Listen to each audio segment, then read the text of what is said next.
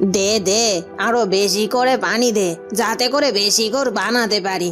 খেজুরের রসে পানি দিলে বোঝার উপায় নেই যে এতে পানি মেশানো আছে। চল এবারে গুড় বানাতে শুরু করি। আর একটা কথা, বাজার থেকে চিটে গুড় আর রং আনতে ভুলিসনি তো? না না দিদি, না আনতে ভুলিনি। এই দিন চিটে গুড় আর রং। সব ঠিকঠাক আছে তো? হ্যাঁ হ্যাঁ, সব ঠিক আছে। যাক, এই জিনিসগুলো হাতে পেয়েছি।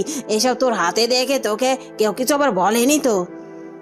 না গো দিদি, কেউ কিছু বলেনি, আর কেউ দেখেওনি। আচ্ছা দিদি, এই চিটে গুড় তো গরু আর ছাগলকে খেতে দেয়, তাই না? তা আপনার বাড়িতে গরু ছাগল তো নেই, এই জিনিস আপনি কেন কিনে আনেন বলুন তো? এতদিন ধরে আমার সাথে কাজ করছিস, কিন্তু এখনো জানিস নে এই চিটে গুড় দিয়ে আমি কি করি? হায় আমার কপাল, আমি কাকে নিয়ে কাজ করি? আমি কি করে জানবো? গুড় বানানোর সময় তো আর আমি থাকি না বললেই চলে। আর আপনি তো বেশিরভাগ সময় রাতেই গুড় বানিয়ে রাখেন, আমি শুধু আপনাকে জিনিসগুলো দিয়ে যাই। আচ্ছা হয়েছে, আর কৈফিয়ত দিতে হবে না। এবার শোন, এই চিটে গুড় দিয়ে আমি বাজারে সেরা গুড় বানিয়ে থাকি। এবার তুই বাড়ি যা, আমি গুড় বানানো শুরু করি, বুঝলি তো? কিন্তু এভাবে গুড় বানানো আমাদের স্বাস্থ্যের জন্য তো ক্ষতিকর দিদি। মানুষ কম টাকা দিয়ে তো আর তোমার গুড় কিনে নিচ্ছে না, তাই না? তার চেয়ে বরং ভালো গুড়, ভালো মানের গুড় বিক্রি করা উচিত তোমার। তোমার তো লাভ ভালোই হচ্ছে। কি, তুই আমার জ্ঞান দিচ্ছিস? তোর জ্ঞান নিয়ে আমার কোনো লাভ নেই। মানুষের ক্ষতি হলে তো কবে এই গুড় বিক্রি করা বন্ধ করে দিতাম। যা যা যা, আমাকে আর জ্ঞান দিতে আসিস নে। কাল সকালে এই গুড় বাজারে নিয়ে বিক্রি করবি, যা। ঠিক আছে দিদি, আমি এখন বাড়িতে যাচ্ছি, কাল সকালে সকালে তোমার এখানে চলে আসব। হ্যাঁ, এসেছে আমাকে জ্ঞান দিতে। সারা বছর গুড়ের ব্যবসা করে এখন আমাকে নীতি শিখাতে এসেছে। যত সব আদিক্ষেতা, এসব দেখলে আমার গা জ্বালা করে। যাই, এসব চিন্তা না করে চিটে গুড়ের সাথে গুড় মেশানো শুরু করি, অনেক কাজ পড়ে আছে। এইভাবে বাইশখালী গ্রামের গুড়ওয়ালি লিপি লোভ করে অসৎ উপায়ে গুড় বানিয়ে গ্রামের লোকদেরকে ধোঁকা দিয়ে গুড় বিক্রি করতে থাকে। কিন্তু এসব কাজ মালার মোটেও ভালো লাগে না, তাই সে গুড় বিক্রি করার মনস্থ করে। না, এভাবে চলতে থাকলে একসময় গ্রামের সবাই অসুস্থ হয়ে পড়বে। গ্রামের ছেলে থেকে বুড়ো সবাই, কি করা যায় তাই ভাবছি। না না, আমাকে কিছু একটা করতেই হবে। কি রে মালা, কি হয়েছে? এত অন্যমনস্ক লাগছে কেন তোকে? না না মা, তেমন কিছু না। আচ্ছা, তুমি গুড় বানাতে পারো? হঠাৎ গুড় বানানোর কথা বলছিস যে, কি করবি গুড় দিয়ে? আহা, বলোই না মা, তুমি কি গুড় বানাতে পারো কিনা? পারবো না কেন? গ্রামের মেয়ে এইটুকু কাজ করতে পারবো না তো হঠাৎ গুড় বানাতে বলছিস কেন রে? বাজারে তো গুড়ের দোকানের অভাব নেই। অভাব আছে মা, ভালো মানের গুড়ের দেখা পাও বড়ই অভাব। যাই হোক, আমি এখন থেকে গুড় বানাবো, ভালো মানের গুড়, যে গুড়ে কোনো ভেজাল থাকবে না, আর সেই গুড় বাজারে বিক্রি করব। ঠিক আছে ঠিক আছে, আমি তোকে শিখিয়ে দেব। কাল ভোরে গাছের কাছ থেকে খেজুরের রস নিয়ে আসতে হবে। এখন এত চিন্তা না করে খেতে চল, বেশ রাত হয়েছে। এরপর কেটে যায় একটা দিন। পরদিন সকালে এই মালা, ওঠ না মা, ওঠ ওঠ বলছি। সেই কখন ভোরের আলো ফুটেছে, এখন তোর ওটার নাম গন্ধ নেই। গাছিরা গাছ থেকে খেজুরের রস নিয়ে যাচ্ছে। যা যা, তাড়াতাড়ি খেজুরের রস নিয়ে আয় দেখি। বলো কি মা, আমাকে আগে রেখে দিলে না কেন? যাই, গাছের কাছ থেকে খেজুরের রস নিয়ে আসি। এরপর মালা আর একটু দেরি না করে গাছের কাছে যায় রস নিয়ে আসতে। সে পথে যেতে যেতে এক গাছি ভাইকে যেতে দেখে। ও গাছি ভাই, গাছি ভাই, একটু দাঁড়াও না, আমার একটু রস লাগবে। বাবা, মালা, তোর আবার কি হলো? খেজুরের রস খাবি নাকি? এত ডাকছিস যে? না গো গাছি ভাই, আমার 10 কলস খেজুরের রস দাও তো, বাড়িতে কাজ আছে। আমার কাছে এই মুহূর্তে 10 কলসি খেজুরের রস হবে না, আছে মাত্র 8 কলসি। বাকি 2 কলসি রস কম আছে। কেন মালা, রস দিয়ে আবার কি কাজ? আহা, বাড়িতে রসের পিঠা বানানো হবে, তার জন্যই রস লাগবে। আচ্ছা ঠিক আছে, এই নে 8 কলসি খেজুরের রস। তা তোর কাজের কি অবস্থা? আর ললিতার বাড়িতে কাজে ঠিক মতো যাচ্ছিস তো? হ্যাঁ যাচ্ছি তো, তবে ভাবছি আজ আর কাজে যাব না, বাড়িতেই থাকবো। যা ভালো মনে করিস, তবে গ্রামের সবাই বলছিল ললিতার গুড়ের নাকি ভেজাল আছে, কথাটা কি সত্যি? হ্যাঁ, ঠিকই শুনেছ গাছি ভাই। ললিতা দিদি গুড়ের সাথে ভেজাল মেশায়। গুড় খেতেও তেমন একটা স্বাদ নেই, যার জন্য গ্রামের সবাই ভেজাল গুড় খেয়ে অসুস্থ হয়ে যাচ্ছে। তাই ভাবছি ভেজাল গুড় ছাড়া গুড় বানিয়ে বাজারে বিক্রি করব। কি বলো গাছি ভাই, ঠিক বলেছি না? হ্যাঁ, ঠিকই বলছিস। আচ্ছা, আমি এখন আসি, খেজুর রস নিয়ে আজ জমিদার বাড়িতে যেতে হবে। ঠিক আছে গাছি ভাই, তাই যাও। আর শোনো, কাল পুরো 10 কলসি খেজুরের গুড় আমার লাগবে, রেখে দিও কিন্তু। হ্যাঁ ঠিক আছে, খেজুর রস রেখে দিবনে। মা, ও মা, এই দেখো খেজুর রসের হাঁড়ি নিয়ে এসেছি। তাড়াতাড়ি গুড় বানানো শুরু করো দেখি, অনেক বেলা হয়ে যাচ্ছে তো। সব আগে থেকে প্রস্তুত করে রেখেছি রে মা। এই গুড় বানানো শুরু করতে পারবি এক্ষুনি তুই। আর তার আগে দুটো খেয়ে নে তো, গুড় বানানো শুরু হলে আর খাওয়ার সময় পাবি না যে। হ্যাঁ হ্যাঁ, তাই চলো মা, দুটো খেয়ে নিই, তারপর না হয় গুড় বানানো শুরু করা যাবে। সবে মাত্র তো কুয়াশা কাটলো। এরপর মালা খেতে বসে। খাওয়া দাওয়া শেষ করে সে গুড় বানাতে শুরু করে। চারদিকে গুড়ের সুগন্ধে যেন ম ম করছিল। এদিকে গাছি খেজুরের রস নিয়ে জমিদার বাড়িতে যায়। আর জমিদার বাবু, ও জমিদার বাবু, বাড়িতে আছেন? হ্যাঁ, কে রে এলি এই সকাল সকাল? আরে মদন গাছি, তুই এসেছিস? এত সকালে এলি যে? কি গর্ব বলুন, সকালে ভালো খেজুরের রস আপনাকে দিতে এলাম। গতকাল যে বলেছিলেন 2 হাঁড়ি রসের কথা, তাই দিতে চলেই এসেছি। ও, বলেছিলাম নাকি? এসেছিস যখন ভালোই করেছিস। আচ্ছা একটু দাঁড়া, গিন্নিকে ডাক দেই, রস ঠিক আছে কিনা তা দেখার জন্য। গিন্নি, ও গিন্নি, একটু এদিকে আসো তো। কি গো, তোমার কি হয়েছে শুনি?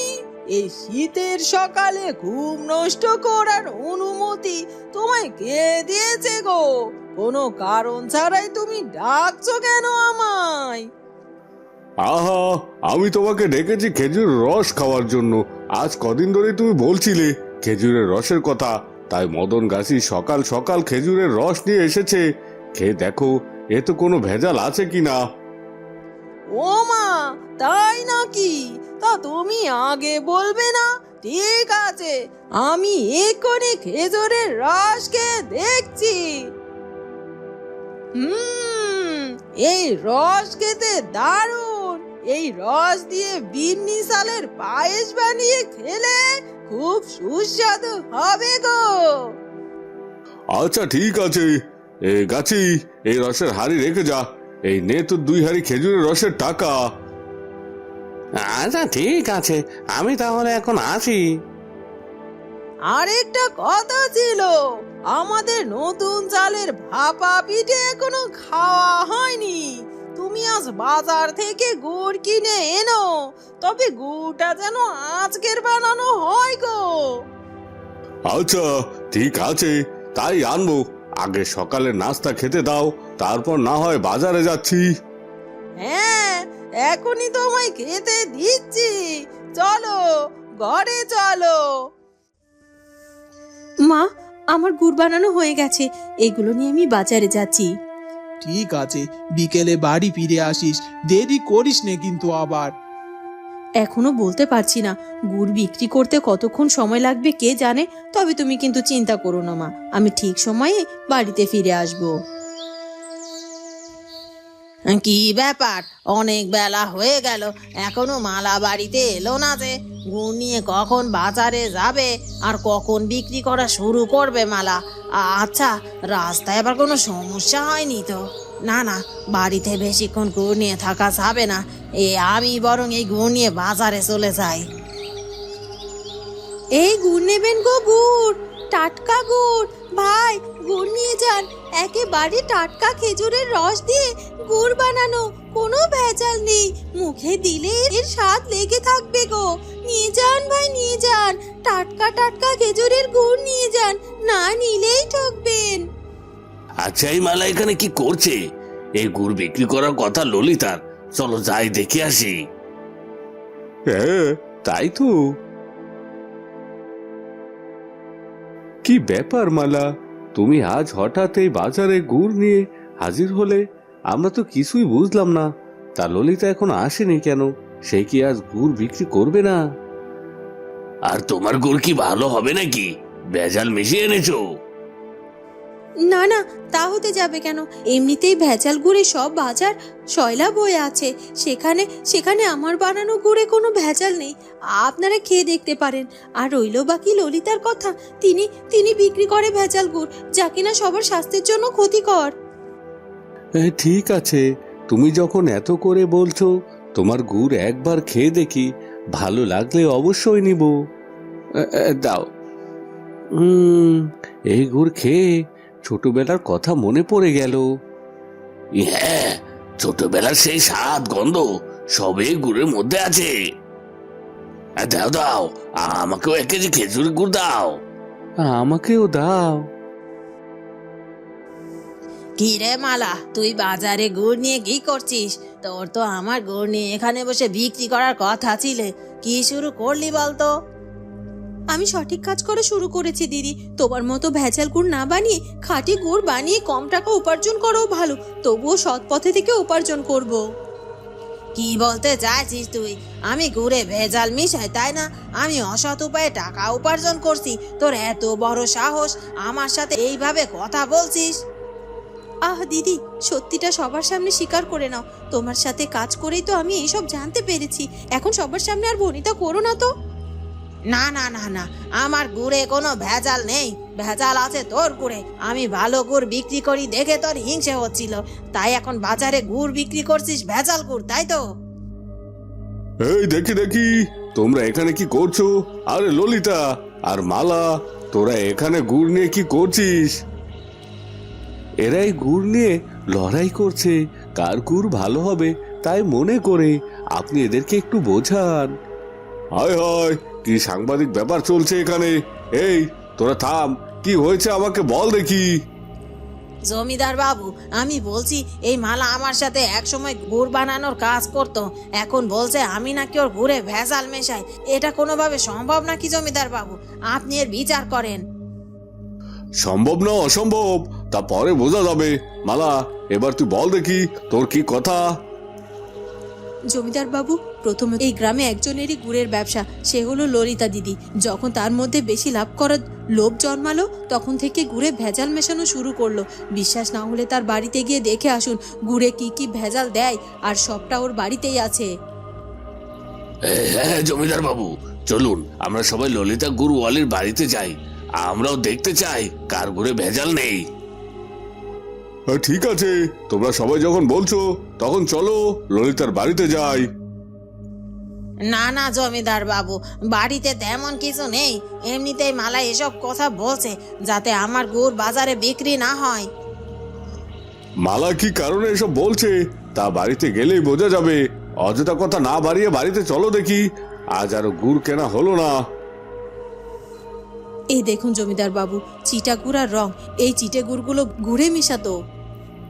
কি ব্যাপার ললিতা, এই চিটা গুড় তোর বাড়িতে কোত্থেকে এলো? আমাদেরকে তোর গরু ছাগল মনে হয় নাকি? না জমিদার বাবু, তা হতে যাবে কেন?